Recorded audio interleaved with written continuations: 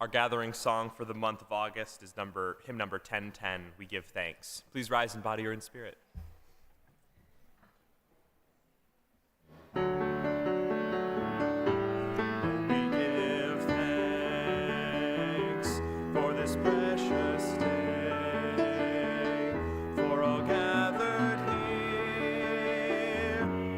Far away, for this time we share with love and care. Oh, we give thanks for this precious day. Oh, we give thanks for this precious day, for all gathered here and those far this time we share with love and care.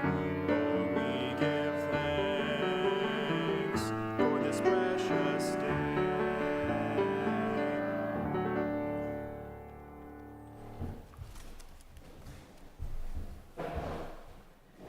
Good morning.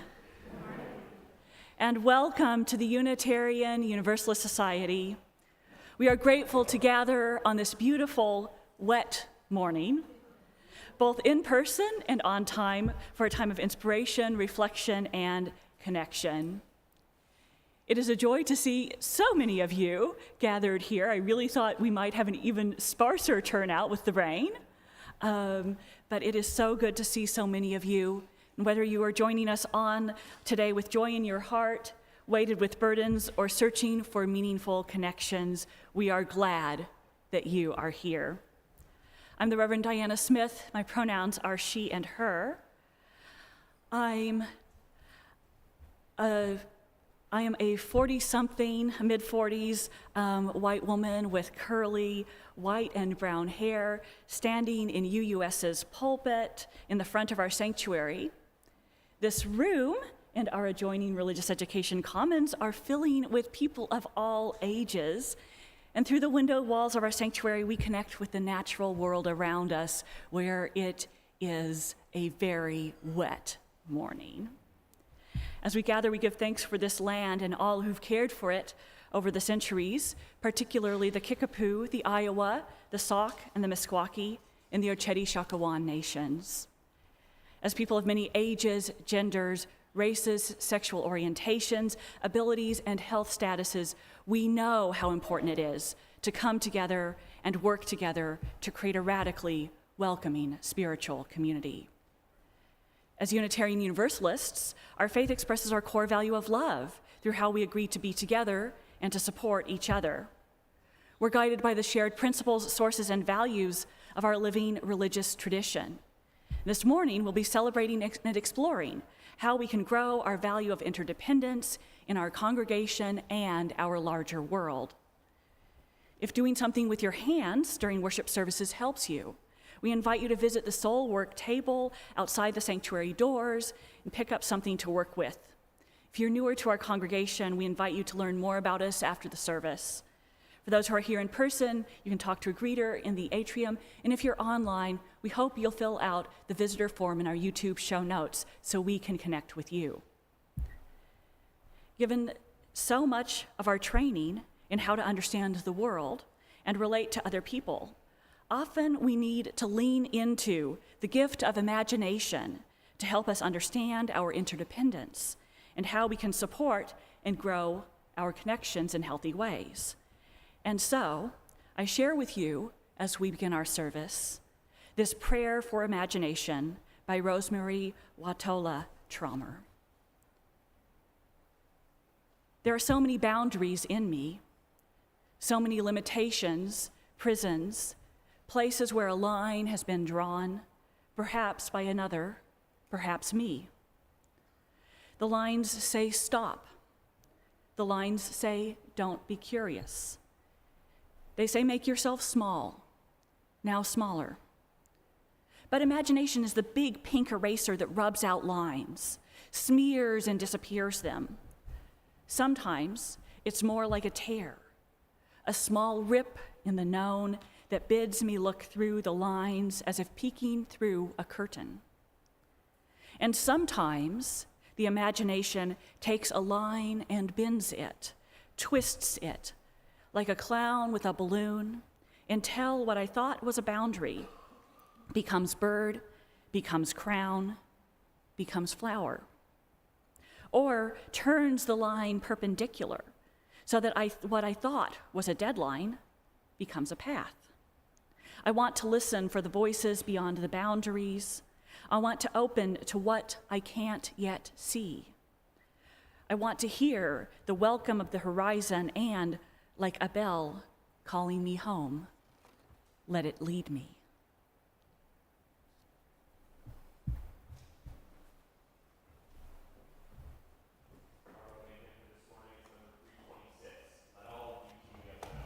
Please rise in body or in spirit.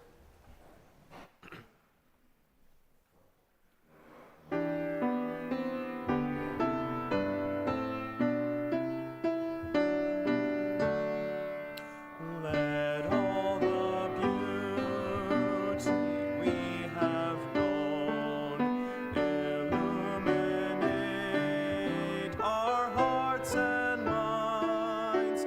Rejoice in wonders daily shown, in faith and joy and love that binds. We celebrate with singing hearts the love endless of sky and earth, the inspiration of the arts, the miracle of every birth. Life's music and its poetry surround and bless us through our days. We sing in harmony, together giving thanks and praise.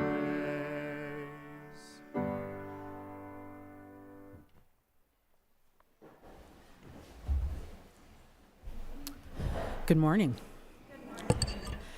My name is Kwanda Hood. I am a 50-ish West Indian woman. My pronouns are she and her, and I have today it's brown and auburn, I guess, hair, blue shirt, blue jeans, and blue shoes, because it was kind of blue this morning. Please join me in saying as Unitarian Universalists, we light a flame within a chalice as a symbol of sanctuary and safety, to unite us in our worship and to remind us of our ongoing search for the light of truth. Please join me in saying our chalice lighting words as Alex lights our chalice.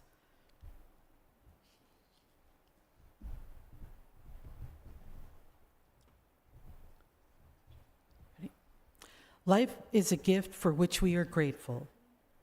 We gather in community to celebrate the wonder and mystery of this great gift. So let us now kindle the flame of our liberal religious heritage and renew our covenant of love and care. Love is our doctrine, the quest for truth is our sacrament, and service is our prayer. To dwell together in peace, to seek knowledge in freedom, and to serve those in need. This we promise, this we covenant with life and one another. Each week we light a candle for justice and healing to acknowledge our interdependence with the natural world and with all members of the global community, especially those most vulnerable. We light this candle so that we may not be numb to injustice and trauma, but rather find strength, courage, and love as we work in solidarity with others for liberation, justice, and healing. Together we create resilience and hope. As I light this candle, we're particularly mindful that in these times of deep division and pain, we affirm that justice and healing are bound together, each calling us toward the fulfillment of our sacred humanity.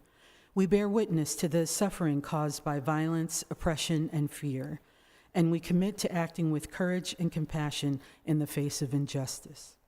As Unitarian Universalists, we believe that every person holds inherent worth and dignity, and that our liberation is tied to one another's.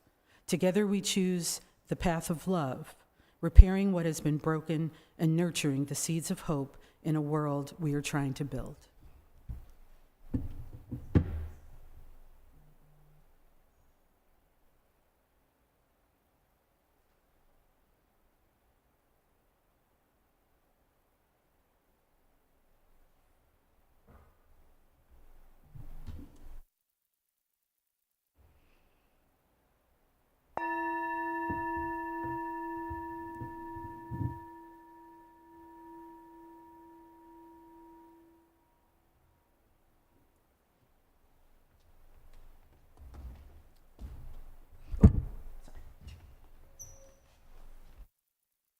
Good morning. My name is Nick Kaplan. My pronouns are they, them, and I am the grateful director of Lifespan Religious Education here at UUS. And I need some helpers today. Wow, don't everyone volunteer too quickly. I see some helpers. Awesome. Nadia, Judy, Alex, Chrissy. That was 1, 2, 3, 4. Sarah, did I see your hand? And Bonnie, awesome, thank you. That's the 6 people. Come on up here with me. Yeah, Chrissy. Okay. The 6 of you, you're gonna leave me out of this, you're gonna form kind of a circle-ish type shape. And some of you can stand up here and some of you down there, it's okay. Okay. Are we ready to follow instructions? Yes. Awesome. We are going to, Bonnie, I'm going to have you hold on to the end of that and don't let go. Okay. We're going to pass this around. You can pass it to anyone else in the circle. Remember, I'm not in your circle, okay? As I go ahead and tell everyone out there. Everyone should end up holding something that looks kind of like a V. One person can hold it 2 Vs, and then it goes back to Bonnie at the end, okay? All right. Passing it across the circle, next to each other, any which way you want to. Thank you. That was a lot of instructions. It's okay if it doesn't end up perfect. So, while my volunteers are helping me out and creating what you will see in a moment, which I bet people already have an idea of what's happening, right? We got yarn out in a Unitarian Universalist setting. We're talking about a web, right? It happens. Close enough. That's great. That's fantastic. Okay. But I have a special thing in mind that we're going to have to figure out what these connections are. A couple of Januaries ago, I got to take a class with Backyard Abundance in the edible forest. I got to learn all about how to prune fruit trees. Okay? So I need somebody in here. You want to be Backyard Abundance? Okay. So Chrissy is Backyard Abundance. All right? So, Backyard Abundance taught me and a bunch of other people how to prune fruit trees. So, what are the 2 connections to Backyard Abundance in that part of the story? What's one? People. Okay.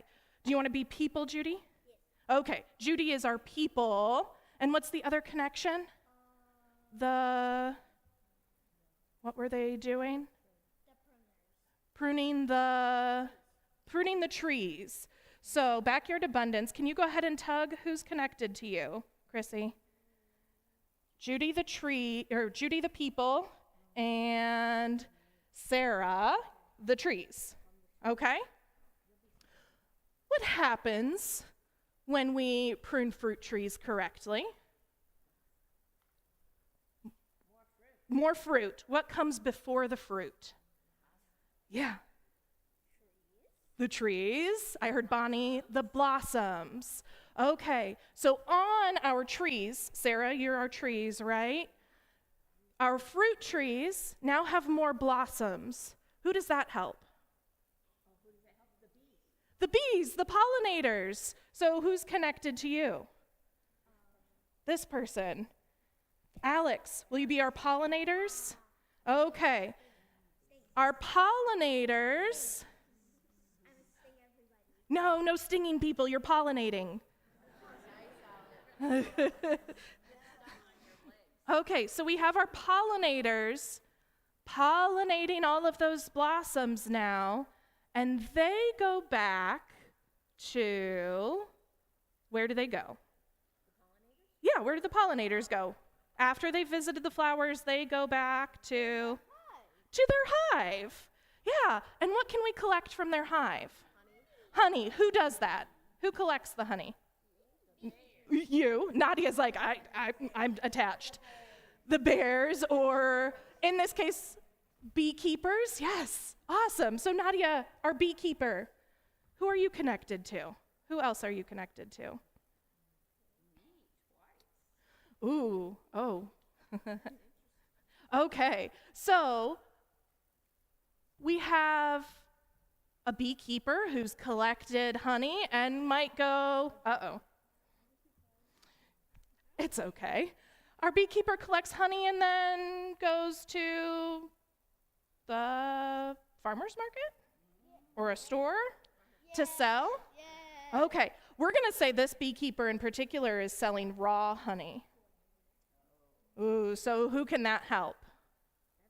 Everybody. Yeah. The people, maybe people with allergies are looking for local raw honey, our health. Yeah. Okay. What other connections? Yes? I have two things. So, first, it can help bats because the accidentally jar and bats can fly down. Okay. Bats are pollinators too, that's true. Okay, our pollinators weren't necessarily all bees. Who else benefits from more blossoms and now more fruit down in the edible forest? Hold on. It can help the animals. Has anybody been down to the edible forest down by Weatherby? Yes? Who else can go and collect fruit there? Animals can? What kinds of, people. People, Judy's like, I can, I'm the people, right? So our people are still connected to those trees as well. Maybe not the people who pruned, but now the people who are playing there during the summer and fall and need a snack. Okay? Technically, Nadia is Judy, because we're both people. You're both people. Yes, beekeepers are people too. Yes. And our people are animals too. But all of these connections started with one thing happening. We had that workshop, and that workshop shared knowledge, and then the people went out, and not only did they take care of their trees in the edible forest, they took care of their trees at home. When I went home and took better care of my tree, that affected my neighbor's fruit trees and affected the fruit in our neighborhood. That neighbor whose fruit trees did better, I know that he gives his fruit away when it produces too much for his family to eat, that he just goes and gives more of his fruits and veggies all over. So these connections, we may not have automatically thought of somebody who takes care of bees or somebody with allergies when we're thinking about our classes that we take or our neighbors, but we're all connected to each other in so many different ways. Thank you, volunteers, for help. Thank you. All right. Can we thank our volunteers, please, for showing us? Thank you for that. So many connections that we didn't necessarily see right away, and maybe we're connected to people farther away from us rather than the ones who were right next to us as well. Sometimes those connections are easy to see, and sometimes we had to think through, okay, how are these things connected? What else are we connected to? And there were so many connections that we didn't even illustrate in that little web there. Thank you again to my 6 volunteers. Each week, when our children head to religious education class, we come forward and we light a lantern from our chalice as a symbol of the hope and the love that the children and youth and teachers take with them as we explore our faith together in the classrooms. Due to the rain, our children, youth, and teachers are going to start inside today. If it is not raining when we're done with our lesson, we might still be able to go outside. But if I could have all children, youth, and teachers who are going to class with me come forward while Riley lights our lantern, and we will all sing together, "Be Open."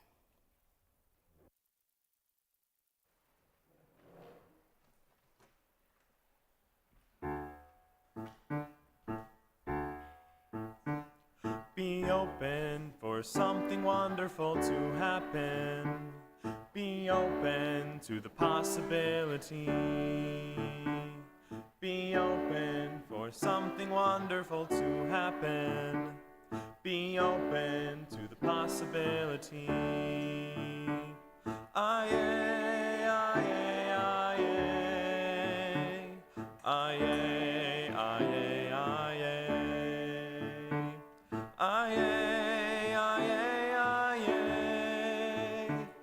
Aye, aye, aye.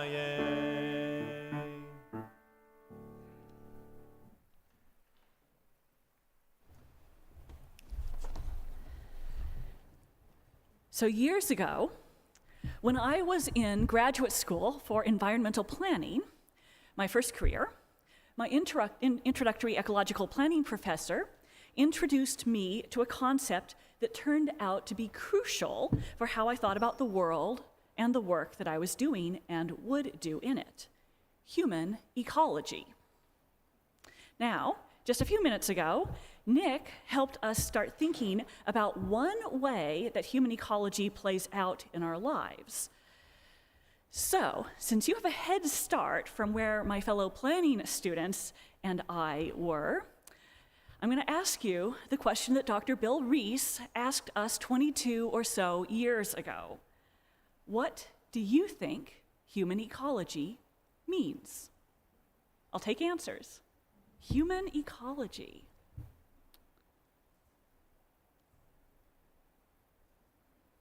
Come on, back there. Oh, sorry. Okay, sorry. One back here. Yeah. The systems people make and use to live together. Susan, did you have something? How humans relate to everything else around us. We got a couple pretty good answers. Why might we be using the word ecology with humans? Back here, Art.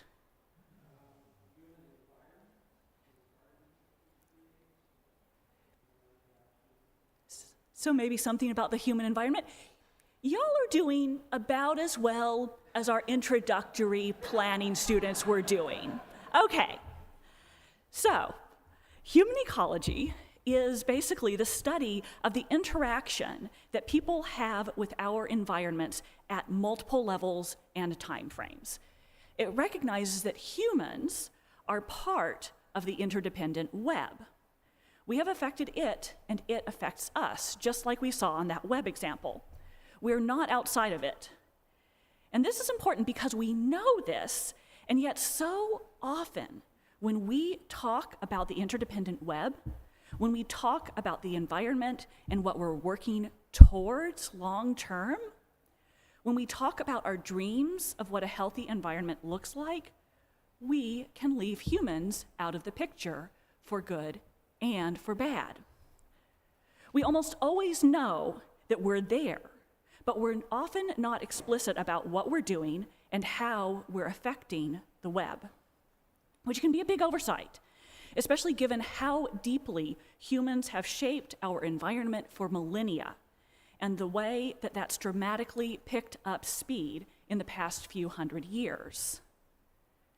Then, when we apply our moral and ethical frameworks to human ecology, we recognize our responsibility to use our ability to shape and affect Earth for the good of humans, including and especially the most vulnerable, and for other species who are so deeply affected by what we do. And so the question becomes, what will we do with the power that we have to affect our world physically, culturally, and conceptually? What do we do to have a positive impact on our interdependent web of life? Now, Nick helped us start thinking about this question.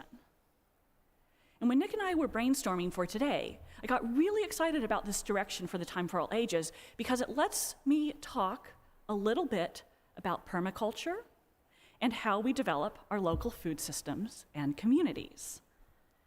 Now, I know that many of us have been working with this question of what we do with the power that we have to affect our world by working with the lands that have been entrusted to us. I've talked to several members and friends of this congregation who operate or who own farms and operate them or have inherited them. They're working to use ecologically sound practices in their own farming practices, or to have the farmers who rent from them use those practices.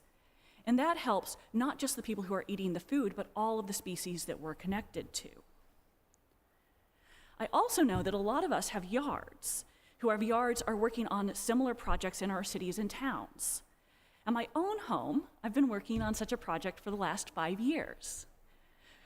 When I bought my house 5 years ago, when I came to be your minister, I started by replacing the grass with a native and low water use pollinator-friendly landscape. I planted some apple trees, which I have finally gotten around to pruning, and it is indeed helping me have more apples. I also have lots of native prairie plants like we do out here, which lets the pollinators buzz around and help my vegetable gardens. And I've been building food gardens. And with my food gardens, one of the things I decided to do was intentionally plant berries and fruit trees outside my fence so I could share them more easily with the neighborhood. Now, this means I don't get a whole lot of blackberries. Most of my blackberries get eaten by the little critters, human and non, who populate my neighborhood, but I do get some blackberries, and I do get some apples, and I get other plants too. I get to eat the vegetables that I grow, put away homegrown produce to feed my family all winter. I get to give away food to college students, to elderly neighbors, and to food banks. And this is just one example of how we are creating connections in our communities.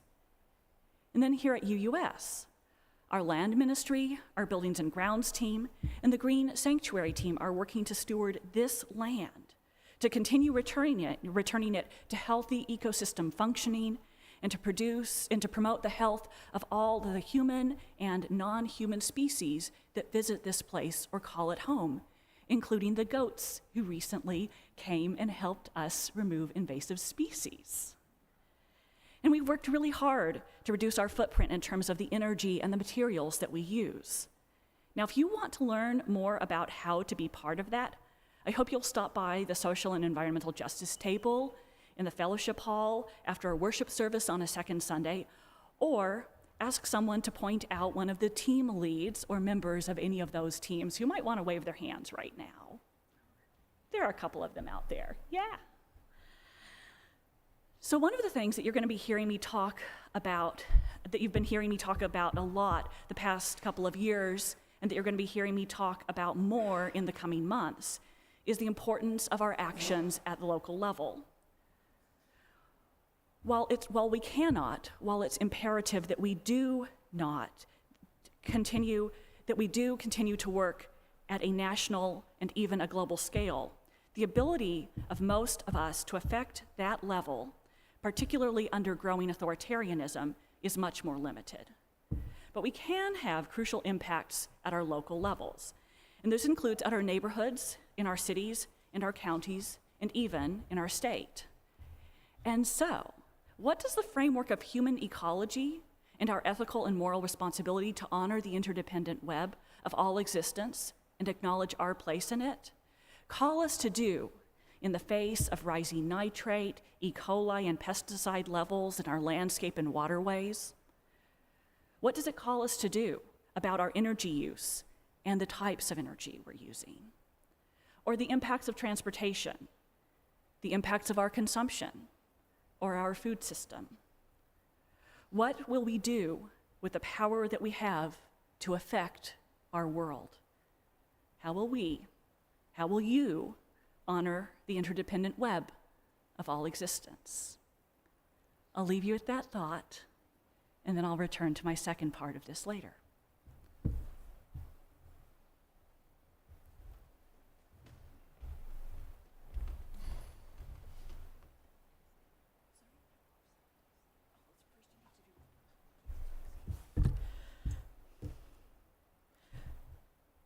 Nurturing gratitude and how we understand and express interdependence is part of how we live into our Unitarian Universalist faith. As we enter into a time of meditation, contemplation, and prayer, we acknowledge the joys and sorrows of our congregation. We do this by dropping stones into a bowl of water, symbolically immersing our personal joys and sorrows into the flow of all life's joys and sorrows. The water surrounds and holds the stone, just as we are surrounded and held by the love and support of this congregation. For those who would like to share their joys and sorrows in conversation in a smaller venue, the Pastoral Care Associates will be leading a Compassionate Connection, circle in the Walnut Room immediately after today's worship service. These circles, which happen on the second and fourth Sundays, are opportunities to share with and support each other in our lives' journeys.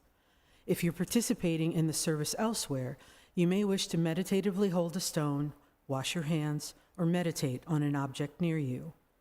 And now, if you're in the sanctuary and feel called to do so, please come forward, take a stone from the basket, and place your stone in the water as we sing together.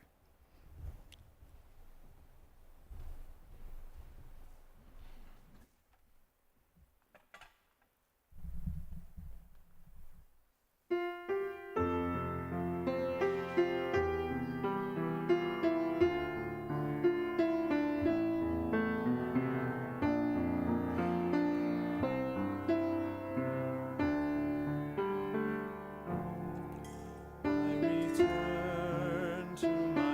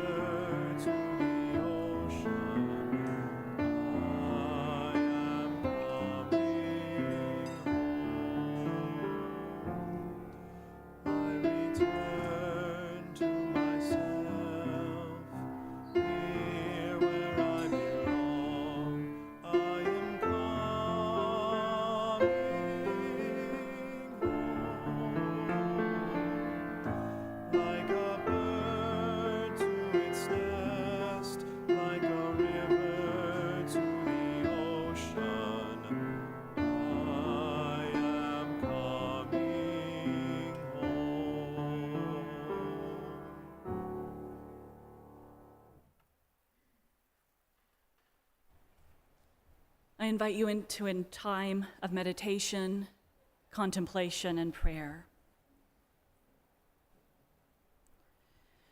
Spirit of love, we come to this day grateful for the gifts of this life, for the opportunity to share with our loved ones, to connect, to collect peace, to share our grief.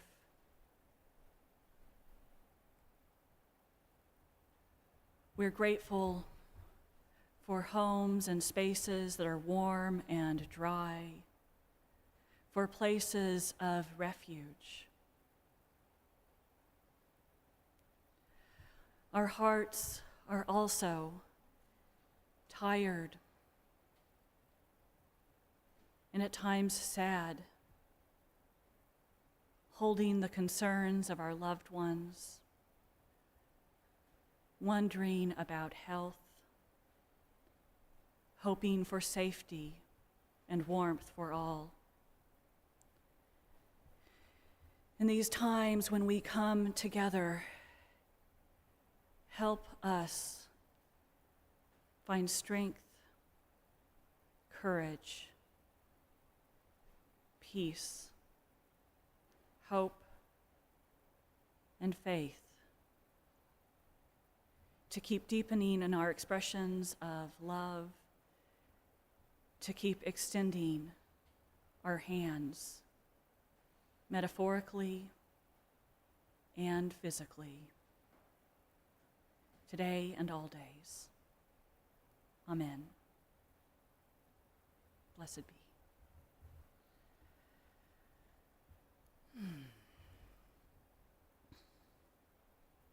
So earlier, I started reflecting on some of the ways that we can use the power that we have to honor our place in the interdependent web of existence by attending to how we live on and work with the lands that have been entrusted to us.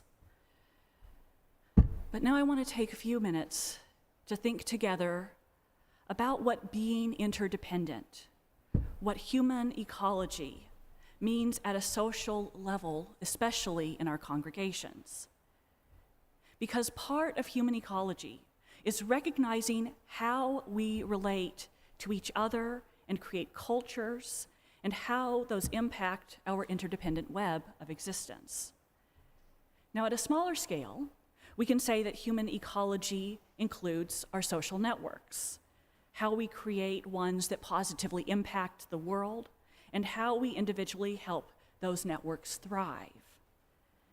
Now, any of you who've been around here for a while, and I know that's many of you, and have been listening, have heard me talk about how we co-create our congregations, right? Okay, good. All right, that our congregations are made up of all of us, and that what we do and how healthy our congregations are depends on how we generously share our resources of time, money, talent, and passion.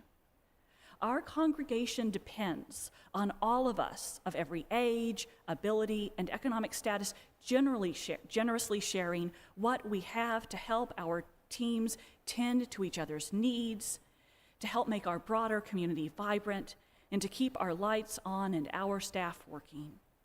In a few minutes, Dan Cummings and Dave Martin will be sharing some exciting news from our endowment committee about the ways that we're financially stewarding our congregation and finding new ways to make a difference in our wider community. And in October, I'll be talking a lot about stewardship and how the many ways that we financially contribute to this congregation based on our abilities helps us keep this a thriving place. And every day and week, we also talk about how the ministry of this congregation depend on each of you and how you're involved in making them happen. Everything from hospitality on Sundays, that includes the greetings that we receive when we come in the door, to the food that we eat after the service, to the environmental, racial, immigration, and economic justice ministries and social action works that we engage with, to the ways that we tend our relationships with one another through our caring commitments and our groups, to the arts that we share on Sundays and throughout the weeks, to the classes that people of all ages attend and grow from. All of this depends on members and friends sharing their gifts and talents, deciding that they want to help make something powerful happen, deciding that you want to help make something wonderful happen. All of this depends on you sharing your gifts of energy and talent. As we prepare for our new congregational year to start on August 24th, you'll be seeing many opportunities to get involved by teaching religious education classes, joining teams, and sharing your gifts. I hope that you'll look carefully at weekly emails and discern how you can share your gifts. By the way, just a little hint, we do need more children's religious education teachers, and it is an especially fun way to grow our community, as many people can tell you. I also hope that you'll attend our in-gathering on August 24th and our Opportunities Fair on September 7th. Visit tables where you can sign up to be part of activities and update your information in our database with your skills and interests so we can talk to you about ways you can contribute. For one of our most important tasks is to reflect on what we will do with the power that we have to affect our world, and then live the answer according to our values. In such ways, we honor the interdependent web of all existence. In such ways, we practice being interdependent. So may it be. Blessed be. Amen. And now I'd like to invite up Dan Cummings and Dave Martin to share about our endowment committee.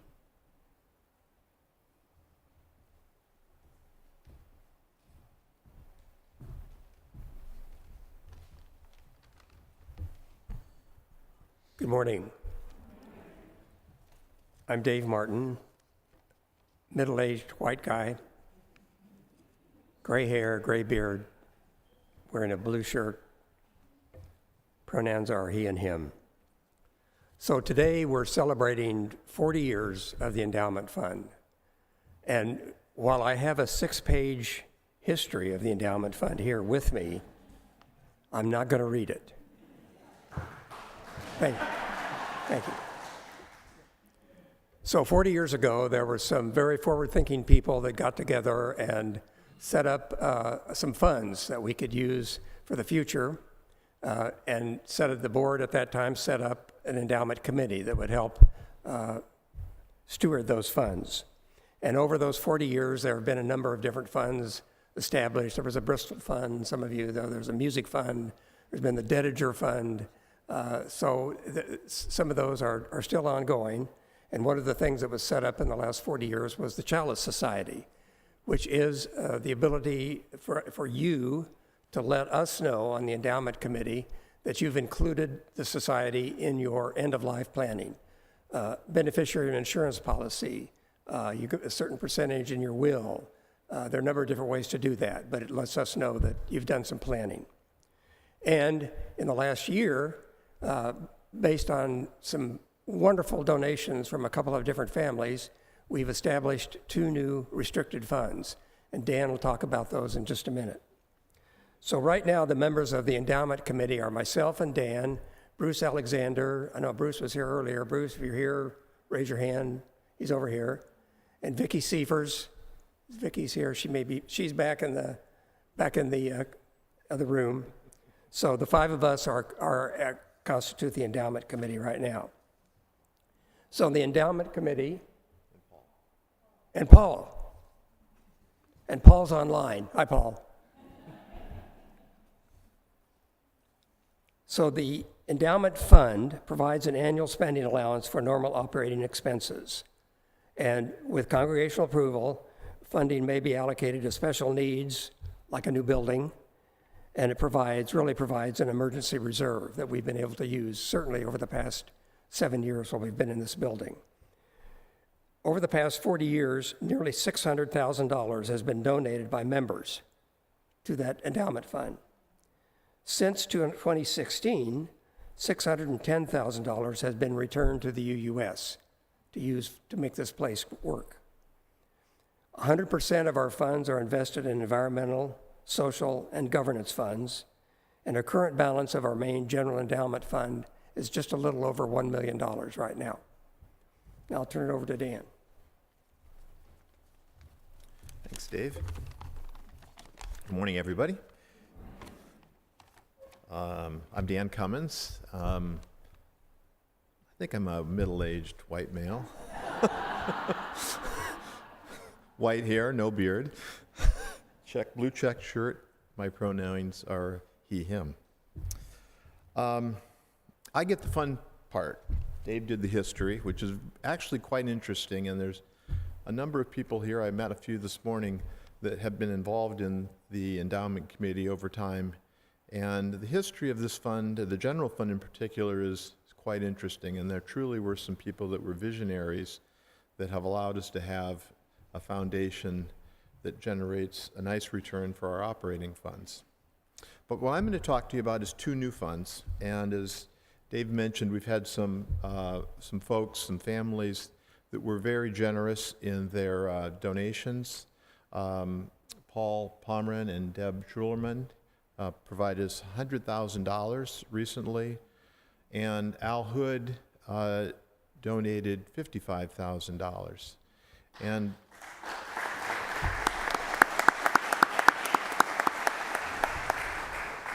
so these wonderful gifts have established a foundation that we can build these two funds upon. As Dave mentioned, there were a variety of other funds that we've had over time, and what the endowment committee looked at over the last year is to try to streamline and simplify those things. There was some overlap, there were some things that was just hard to figure out. If we had a need, which fund would we use? And so in conjunction with these donors, we've established two funds. The first is the Jean Hood Fund for Community Engagement. And this fund will be used to further our mission of supporting individual and collective service and action in the larger community. And the focus is primarily on racial, social, and justice issues. So what could that be used for? For example, if we did a program either at UUS or conjunction with another organization in the community that was consistent with our values, we may decide to bring a speaker, regional or national, to the area and host a program or a series of programs. An example of that might be the banned book program that we held a few months ago. That was funded 100% by the Jean Hood Fund. Other examples might be to support programs with other organizations for other purposes, just with churches, UUS churches, or other organizations in eastern Iowa that are consistent with our values. And finally, just another example might be if there are some organizations that some of you are involved in that don't qualify necessarily for our monthly giving program, but are consistent with our values, we may decide to fund those. For example, there's several people that are involved with Habitat for Humanity. So that might be an opportunity to fund those through this fund. And the current balance of that fund is about $165,000. Now, the second fund is one that we've had a lot of use for, and that's good and bad. It's exciting because some of them are new projects, but on the other hand, some of them reflect the fact that this building and the grounds require constant maintenance and things break. So the Reese Nordquist Fund for Building and Grounds Enhancement is a building reserve fund that is used to pay for capital expenditures or significant improvement projects related to the building, equipment, grounds, and landscaping. And this is intended to be beyond normal maintenance that would be covered by the operating fund. A couple examples might be the construction or replacing of outdoor structures. For example, the Playscape project that we had last year, 2 years ago. Unfortunately, in the kitchen 2 weeks ago, the three-door refrigerator decided it had met its end of useful life a little earlier than we had planned, and that had to be replaced, and that fund came from the Reese Nordquist fund. Some that were a little more exciting, our contribution to the GOAT project was funded through the Reese Nordquist fund. And we've just recently received a proposal to do a small art gallery out here in the corridor that would be used for some of our youth, some of you that are artists, or perhaps hosting some combined community events. So those are some just examples. The endowment committee is very, very excited about this, and I know you'll be hearing more about this over the next couple of years.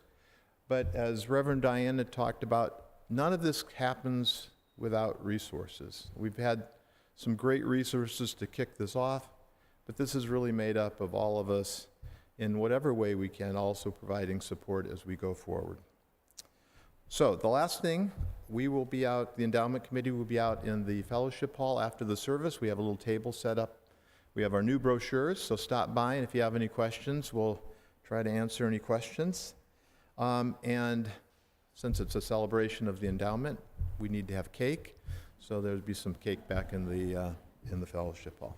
Thank you.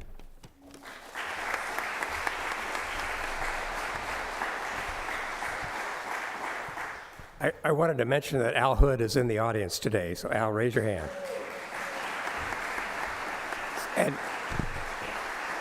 And I believe Diane's telling me Carol Nordquist is in the room today. Carol, are you around? Somewhere. Okay. And I was sitting behind there. Where's Al Hood? Hi, Al. My last name is Hood, too. I don't think we're related, but maybe. It's nice to meet you. How we give and what we do with our lives, our time, and our resources is a reflection of our values. In response to the abundance that we are blessed with, just demonstrated, every week this congregation donates generously to organizations in the community whose work aligns with our values and principles. The offering this month will be split among 3 nonprofits which support immigrants: the Immigrant Welcome Network, ELLI, offers microloans, and Escucha Mi Voz. Hopefully I said that right. Do we want to? Okay. So we have someone here this morning to speak on behalf of the Immigrant Welcome Network. I'd like to invite Mazhir Salif. She's going to talk to us a little bit about that organization.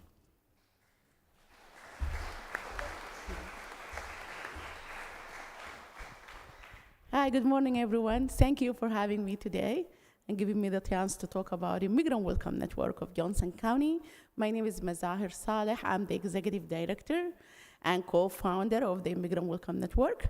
So we found back in 2023 because we find a need. So when immigrants come new to this country, normally they stay in the hotel for 1 week, for example. They things like after that they can find a job and they can find rented house and they can start their life in the new country because they are coming to America and everything's supposed to be easy in America.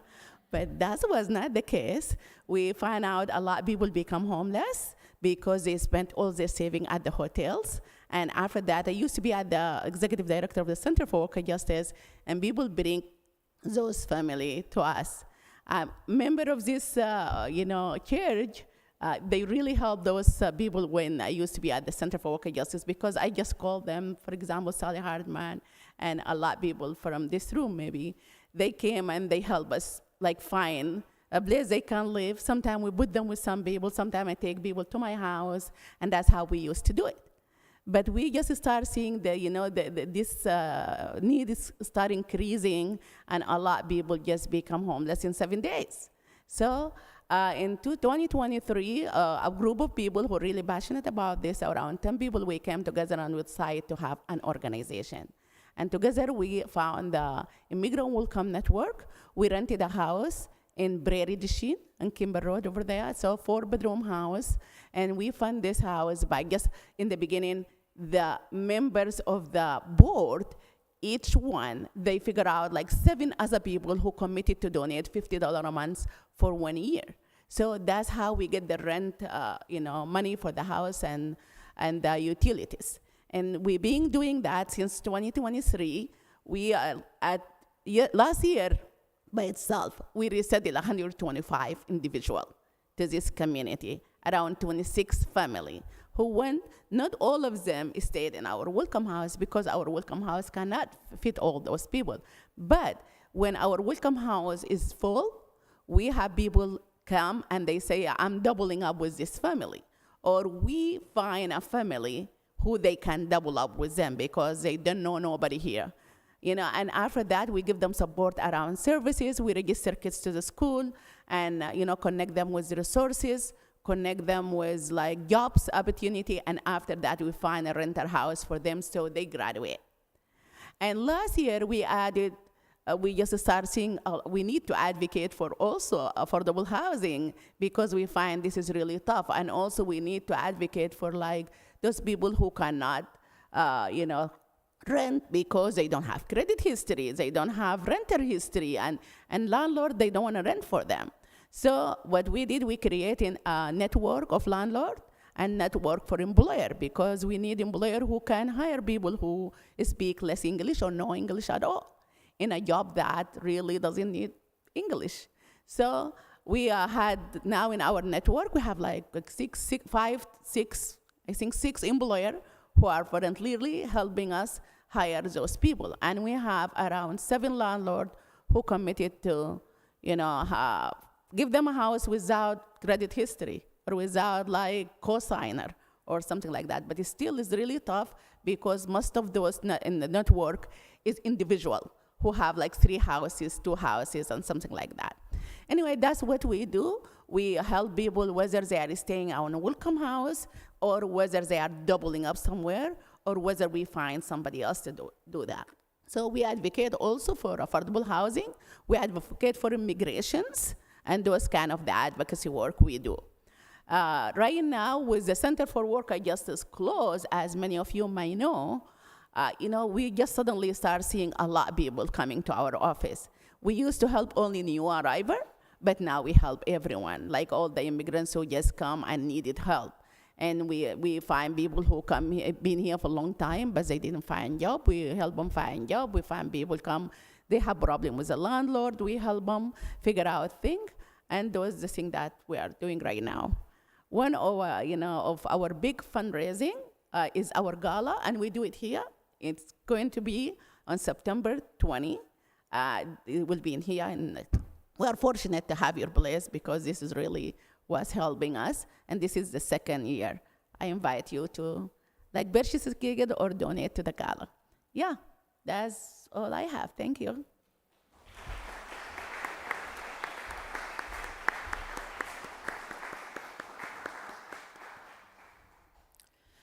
Thank you so much for that. And as an immigrant myself, I know how important those services are these days. In the sanctuary, the ushers will collect the offering. All cash contributions go directly to our community partner agency and the Community Common Fund. You can follow the instructions on the screen to give online. If you are writing a check, please use the memo line to designate the purpose. In addition to assisting our community partner, you may contribute towards your pledge or make a gift to support our operating expenses. The offering is a sign of commitment to this free congregation, which is completely supported by the generosity of all those who join us. As we give and receive the offering, may we be transformed by our giving, and may the world be transformed by our gifts.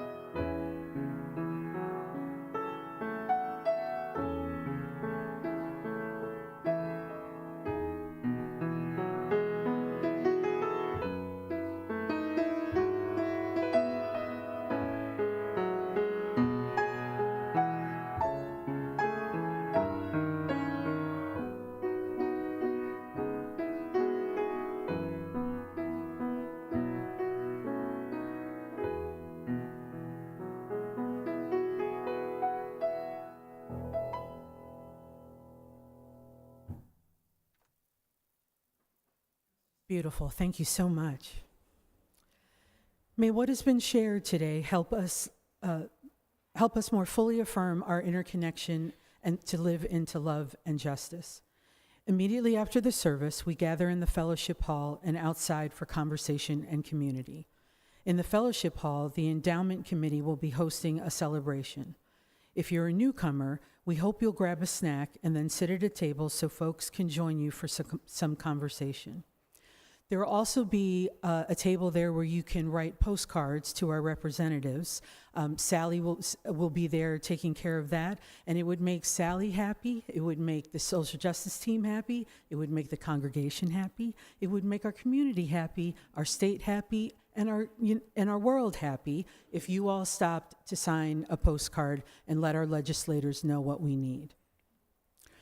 For those who would like to share their joys and sorrows in conversation in a smaller venue, the Pastoral Care Associates will be leading a Compassionate Connection Circle in the Walnut Room immediately after today's worship service.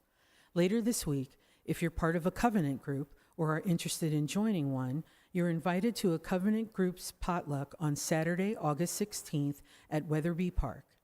Please check the weekly email for more information. The email also has lots of other great information about other ways to get involved at UUS as well. And finally, the UU singers will begin rehearsals for the coming year after today's service. No matter what your experience level is as a singer, if you're interested in singing with us, please come to the sanctuary at 11:30 to find out more and join the rehearsal.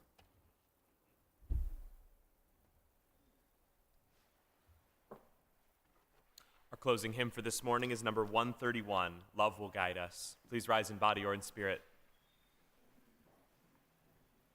Love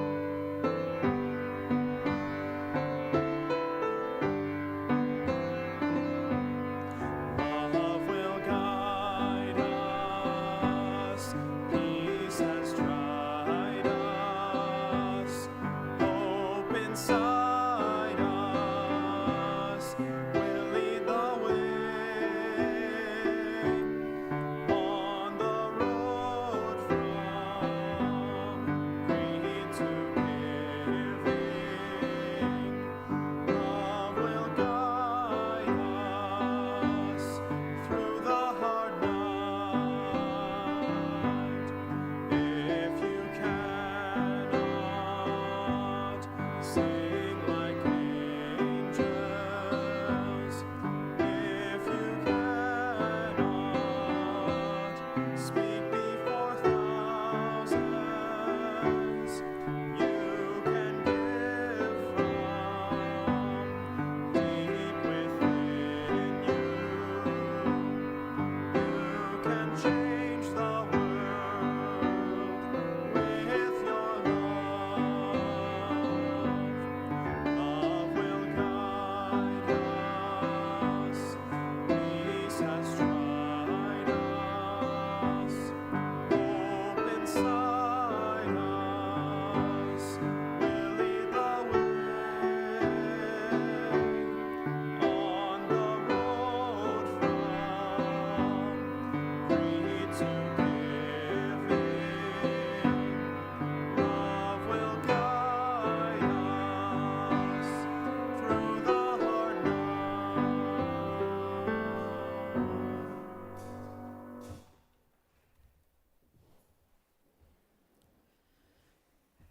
Please join me in the words for extinguishing our chalice. We extinguish this flame, but not the light of truth, the warmth of community, or the fire of commitment. All these we carry in our hearts and in our minds until we are together again.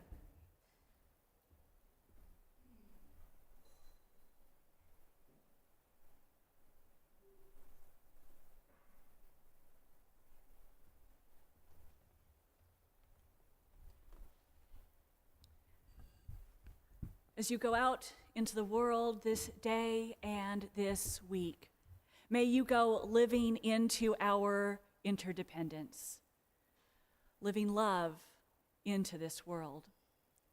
Go in peace, love, and justice, living love ever more fully and fiercely into this world. Amen. Blessed, blessed be.